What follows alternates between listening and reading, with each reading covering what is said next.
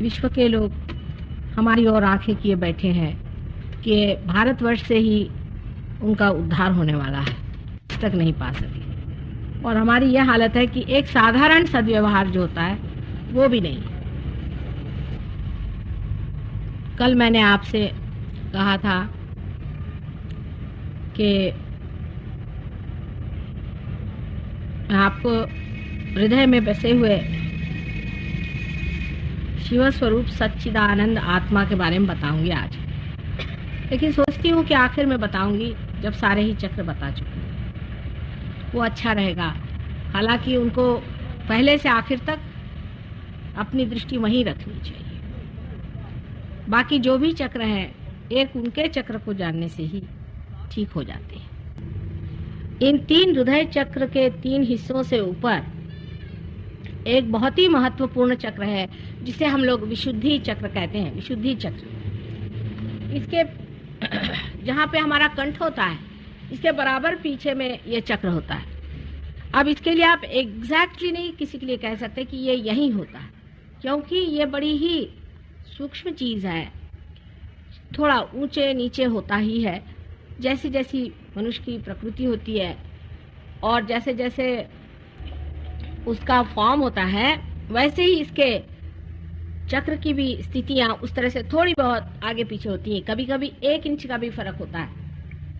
इसलिए आप ये नहीं कह सकते कि ये बराबर उस जगह ही होगा। थोड़ा सा मैंने देखा है, किसी का ऊपर होता है, किसी का नीचे होता है, किसी का और भी नीचे होता है। बहरहाल ये कंठ जहाँ पे है, इस कंठ के पीछे में यहाँ हमारा विशुद्धि चक्र है। ये चक्र बहुत ही महत्वपूर्ण है मानव के लिए। जानवरों में ये चक्र इतना बढ़ा हुआ नहीं, ना ही इतना वो प्रगल्भ है। मनुष्य की शुरुआत ही इस चक्र से हुई है, समझ लीजिए पूरी तरह से। इस चक्र में श्री कृष्ण विराजते हैं और राधा जी उनकी शक्ति है। रा माने शक्ति, धा माने जिसने धारणा की। कृष्ण का मतलब होता है कृषि करने वाले, जिन्होंने कृषि की है।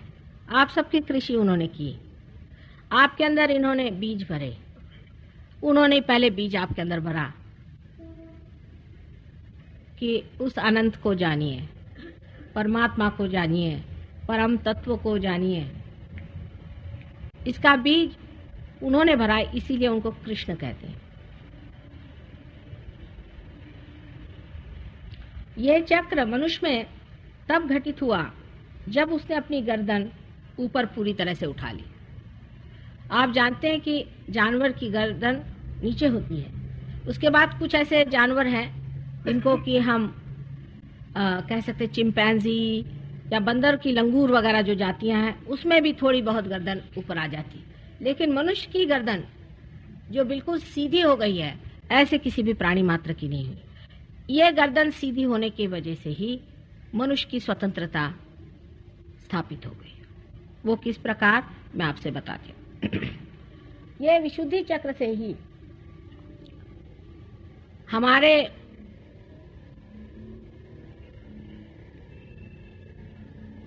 दो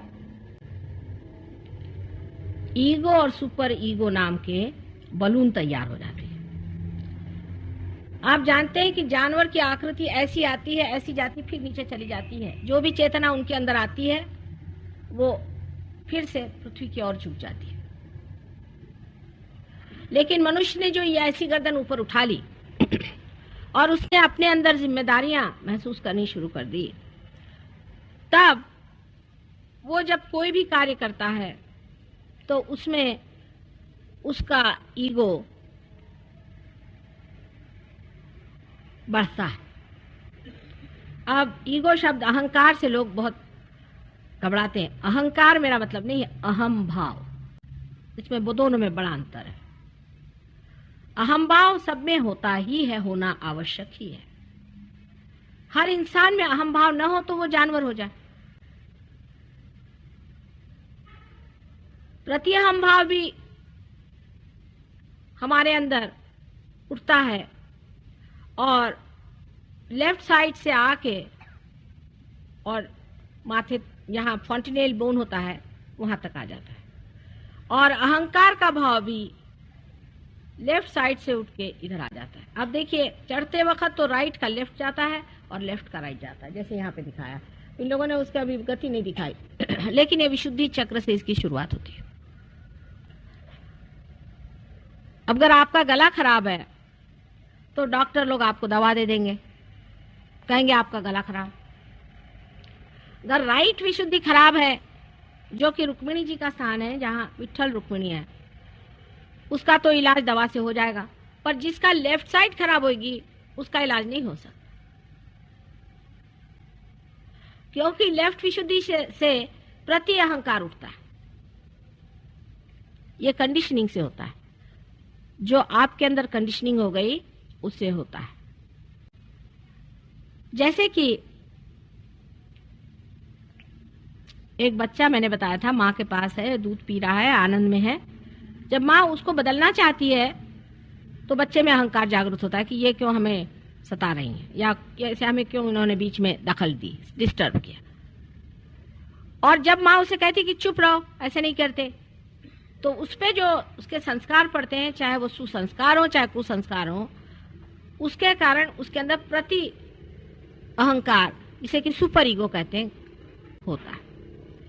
अब राइट साइड की जो कुछ भी हमारी एक्टिविटी है, राइट साइड की जो हमारी पिंगला नाड़ी है, वो जब भी गतिमान होती है, कार्य करती है, तो हमारे अंदर ईगो बढ़ता है।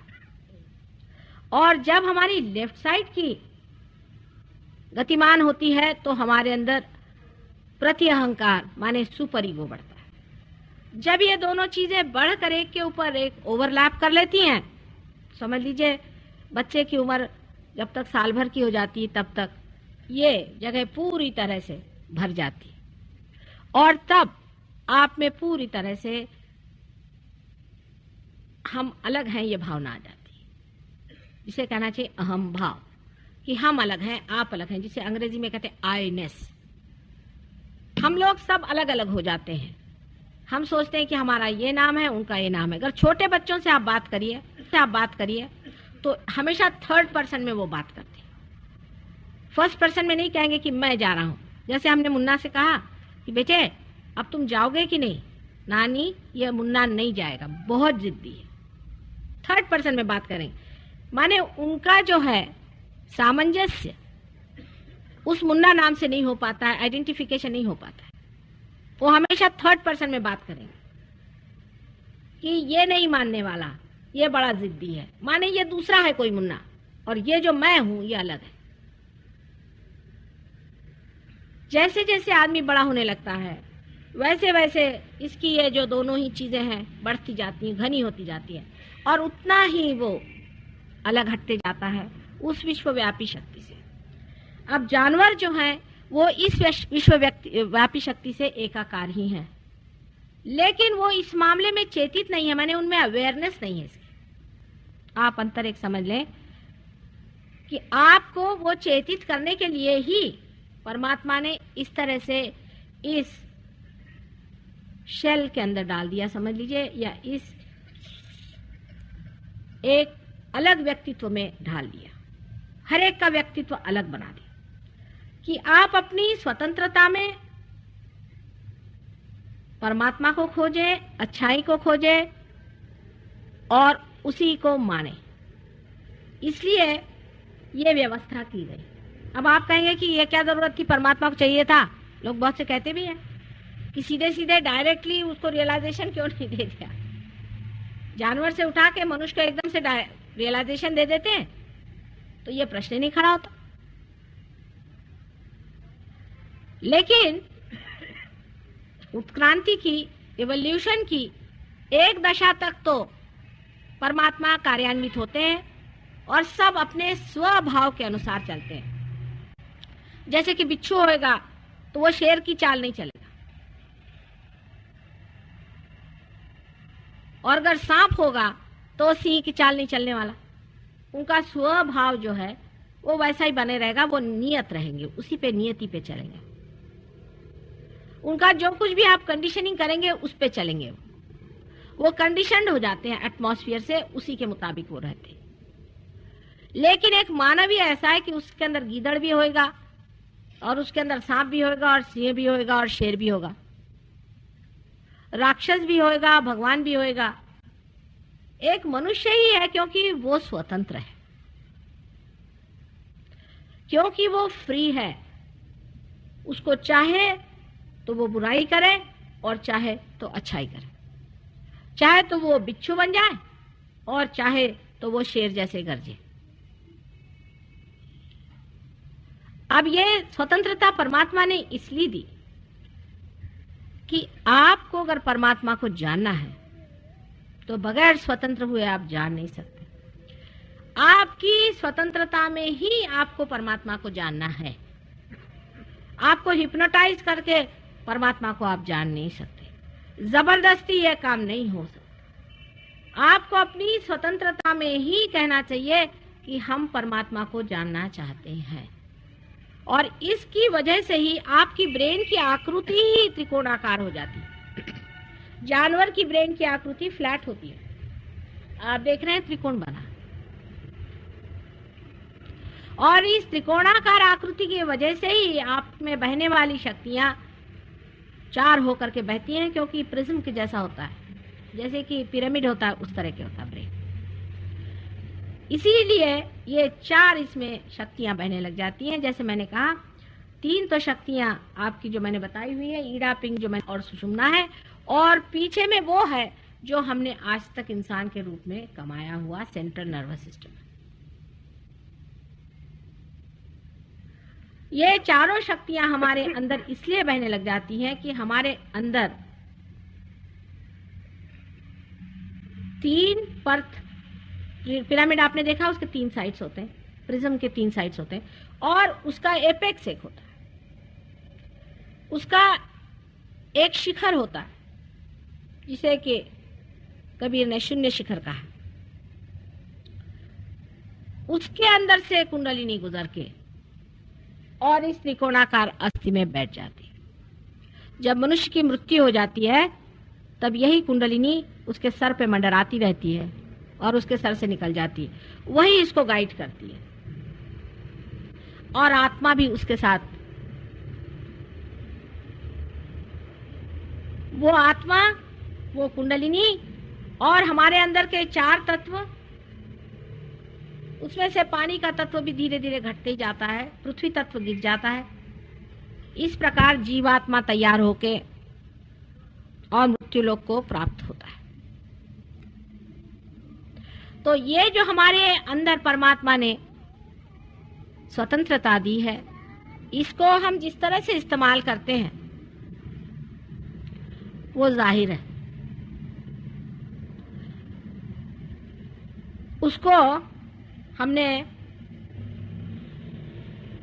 एक अजीब तरह से इस्तेमाल किया हुआ है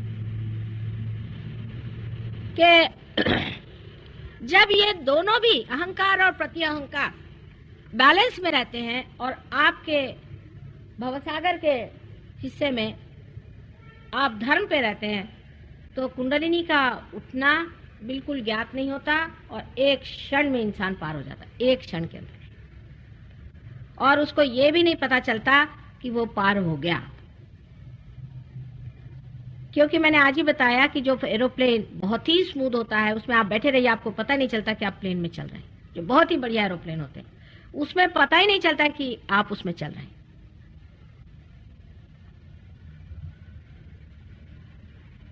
लेकिन जब आप अपनी स्वतंत्रता को ठीक से नहीं इस्तेमाल करते, माने पहले तो आप देख लीजिए कि हमारी लेफ्ट साइड की स्वतंत्रता को हम कैसे इस्तेमाल नहीं करते। एक तो आजकल के युग में किताबें छपने का एक धंधा निकल गया है। उसको लगता क्या है, छाप खाने, आपके पास पैसा है, आप अपने किताबें निकालिए। किताबों पे किताबें, हर एक चीज पर, विशेषता भगवान पर और धर्म पर हजारों किताबें लिख डाली। उसमें से अधिकतर अनधिकार है, अनधिकार बिल्कुल। गुरु नानक जी के समय में उन्होंने इस बात को महसूस किया कि हर तरह का आदमी छापा दे रहा है। उसी वक्त उन्होंने समझा था, इसीलिए उन्होंने जितने रियलाइज सोल्स थे उन्हीं की किताब ले करके गुरु ग्रंथ साहब बना दिया कि इसके अलावा और कुछ नहीं पढ़ो, और इसमें जो लिखा है वैसे आप व्यवहार करो।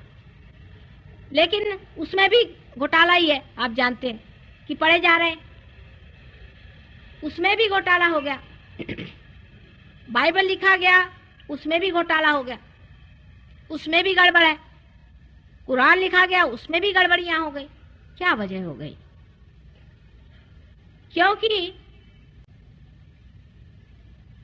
हमारे अंदर इन किताबों से जो सुसंस्कार आने चाहिए थे वो आने की जगह कुसंस्कार हम लोगों ने ले लिया।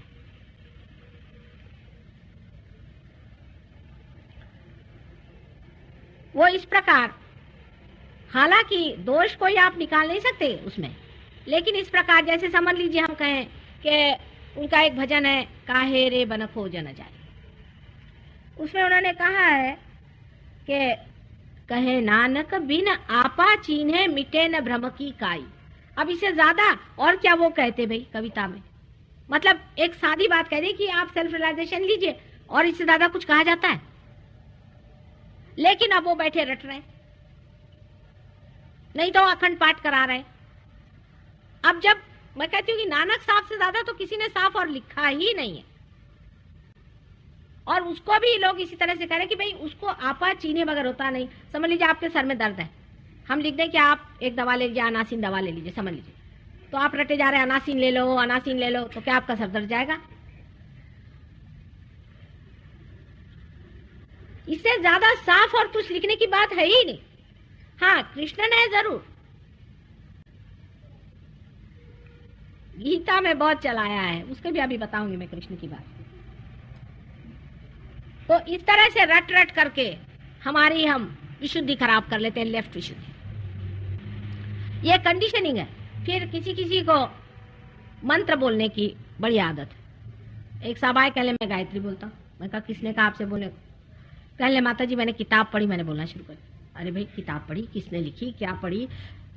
गायत्री की तुमको जरूरत है या नहीं? क्यों बोल रहे हो गायत्री? गायत्री का क्या अर्थ है? कुछ समझ रहे नहीं? मैं तो गायत्री बोलता हूँ, और मेरे से भी बोल रहे हैं तो भी गायत्री बोल रहे हैं, वो चुप ही नहीं हो सकते। सबसे अच्छा उदाहरण इसका हरे रामा हरे कृष्णा वाले हैं। वो ऑक्सफोर्ड स्ट्रीट में इतनी बदतमीजी करते हैं, इतनी शर्म आती है उनके ऊपर में, धोती साड़ी पहन करके, ना धोती पहन आती ना साड़ी पहन आती, और वो बोदियां खरीद खरीद करके लगाते हैं, और सबसे रुपया ले ले करके बड़े बड़े होटल बना करके होटल चला रहे हैं। वो तो जो भी करें करें, मुझे कोई हर्ज नहीं है, लेकिन रात दिन वो बोलने से उनको कैंसर ऑफ द थ्रोट हो रहा है, और मेरे पास आते फिर ठीक कराने के लिए। तो फिर ये पूछते हैं कि माँ हम तो कृष्ण का नाम ले रहे हैं, आप करे कृष्ण कृष्ण यहाँ बैठे हुए, फिर हमारा क्यों खराब हो गया? तुमको किसने अधिकार दिया इतनी बदतमीजी करने का, वहां जाकर के ऑक्सफोर्ड स्ट्रीट में इस तरह से उनको ऐसे चीपली इस तरह से बोलने का? क्या वो आपके क्या नौकर है?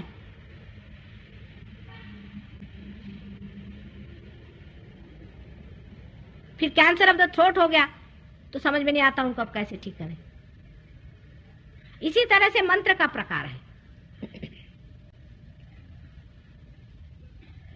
जब तक मंत्र प्रबुद्ध न हो, जीवित नहीं हो, वो एक मृत चीज को आप लेकर के बैठेंगे तो जरूरी है कि वो आपका जो विशुद्धि चक्र है उसे फेंकेगा।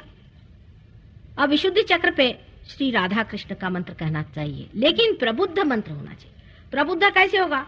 रियलाइज सोल ने अगर आपसे कहा है, वो भी आपको नहीं कहेंगे जब तक आपका थ्रोट नहीं खराब हो। आपका पेट खराब है, आप राधा कृष्ण का नाम ले रहे हैं, क्यों भाई? क्योंकि हम वृंदावन में रहते। बताइए,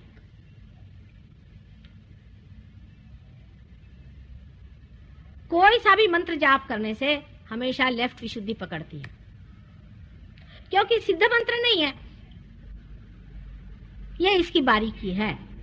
अब आजकल तो ये धंधा ही निकला हुआ है कि मंत्र देने के लिए गुरु कर लीजिए। भाई एक सीधा हिसाब मैं पूछती हूँ कि ऐसे नाम देने के लिए गुरु काय को चाहिए? कोई गधा भी दे सकता है।